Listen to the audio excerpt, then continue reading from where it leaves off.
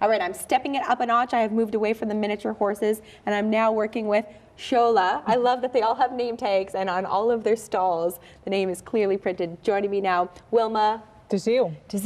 We're still working with the last name Dutch. Yes, it is. What a great last name. Thank you. Mental health specialist here at Tranquil Acres. For those who may have missed our conversations earlier in the morning, what types of people do you have coming out to the farm? We have people with varying social, emotional, and mental health needs that come. And another part of the services that we offer are workshops for personal and professional growth and development. So things like leadership and team discovery, or if you're kind of stuck in your career or in your personal life and you want to get healthy or you want to get out to get that relationship, and you're really not sure what kind of hurdles there are to overcome, the horses can help you figure that out. Because our horses reflect back our inner world. Horses are very in tune with our emotions and our thoughts and our feelings, and they are able to pick up that nonverbal communication and the energy that's contained in that communication. Really? That's what makes them such awesome teachers for us. So, and I know that you mentioned that you work with a lot of people suffering from anxiety. Is it not sometimes overwhelming for them to work with something as large and sometimes intimidating as a horse? For sure, but we meet all the clients where they're at.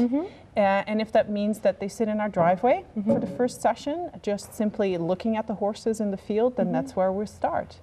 And you hit on a good point, because you're like petting Shola here, and she's pretty, you know, she weighs 1,200 pounds, she's pretty large. So the simple act of getting the courage to touch a horse can be a tremendously life-changing experience. And because you're actually experiencing it, that's what sticks. It's kind of like the difference about talking about driving a car and driving a car. So people get to experience change, and that's what makes this form of therapy and coaching so powerful. So now, are we, in watching Ryan lead the horses around, is this an example of what people might do once they get past that stage of perhaps sitting in the driveway, watching the horses from afar, or working with little Rainy, the miniature horse?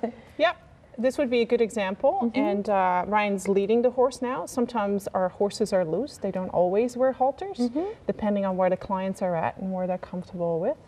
And so Ryan has just stopped there with Dory, kind of looking at the obstacle. And the obstacle could symbolize anything in a person's life. So it could be overcoming anxiety and taking your life back from anxiety and being able to live the life that you want for yourself. Or it could be, I want to lose those last 10 pounds and I'm going to do it, and I need to figure out, you know, what it is that is stopping me from that, or anything like that. I've never come across a place quite like Tranquil Acres. Are you one of few in Canada? Yeah, we're one of few.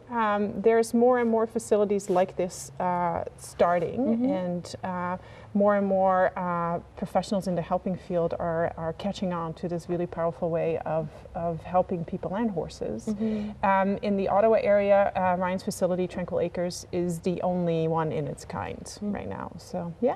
Very interesting.